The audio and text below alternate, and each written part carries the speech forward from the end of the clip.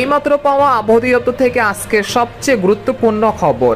আঘাত এনেছে প্রবল শক্তিশালী নিম্নচাপ, উপকূলে আশ্রে পড়ছে বড় বড় ঢেউ। টানা 5 ঘন্টা চলবে নিম্নচাপের তাণ্ডব, সেই সাথে কয়েকটি জেলায় অতি ভারী বৃষ্টির সতর্কতা। শনিবার পর্যন্ত চলবে এই মেঘ বৃষ্টি। এছাড়া আগামী 24 ঘন্টার মধ্যে দুই বাংলার বিভিন্ন জেলায় তীব্র ভারী ঝড় বৃষ্টির পূর্বাভাস, এমনটা জানাচ্ছেন আবহাওয়া দপ্তর। আজ ও আগামীকাল কোন কোন জেলায় এই মেঘ বৃষ্টি হতে পারে এ বিষয়ে কি বলছে আজকের আবহাওয়ার রিপোর্টে জানিয়ে দিব। সম্পূর্ণ বিস্তারিত ভিডিওতে সঙ্গে থাকুন।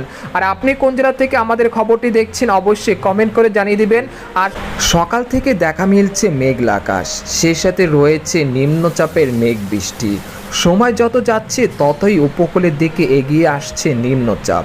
আবহাওয়া দপ্তরের ধারণা, আজ রাতের মধ্যে এই নিম্নচাপ খুলনা ও বরিশাল বিভাগের মধ্যবর্তী স্থান দিয়ে স্থলভাগে আঘাত হানতে পারে। সেই সময় বাতাসের সর্বোচ্চ গতি থাকতে পারে ঘন্টায় 60 কিলোমিটার। এর প্রভাবে দেশের বিভিন্ন জেলায় আগামী 1 জুন পর্যন্ত ভারী থেকে অতি ভারী ঝড় বৃষ্টির সতর্কতা জারি করছেন আবহাওয়াবিদরা।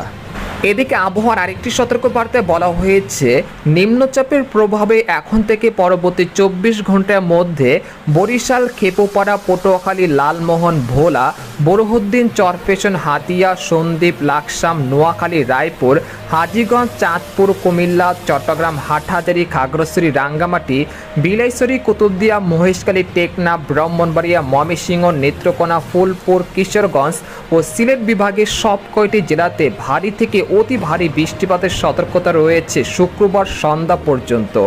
সেই সাথে এই সময় ঢাকা, খুলনা, রাজশাহী ও রংপুর বিভাগের বেশ কয়েকটি জেলাতে মাঝারি থেকে ভারী বৃষ্টিপাতের সম্ভাবনা রয়েছে।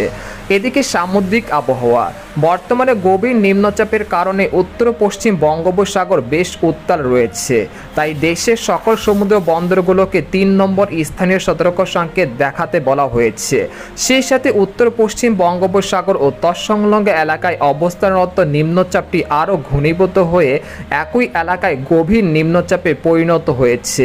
এটি আরও উত্তর পশ্চিম দিকে অগ্রসর হয়ে আজ রাতেই সাগরদ্বীপ ও খেপুপাড়ার নিকটবর্তী স্থান দিয়ে পশ্চিমবঙ্গ ও বাংলাদেশের উপকূল অতিক্রম করতে পারে। এদিকে গত 24 ঘন্টায় দেশের সব বিভাগেই বৃষ্টি হয়েছে। এই সময় দেশের সর্বোচ্চ বৃষ্টিপাত রেকর্ড করা হয়েছে চট্টগ্রামের কক্সবাজারে 165 মিলিমিটার, আর খুলনার কয়রায় 50 মিলিমিটার ও বরিশালে খেপুপাড়ায় 91 মিলিমিটার বৃষ্টিপাত রেকর্ড করা হয়েছে।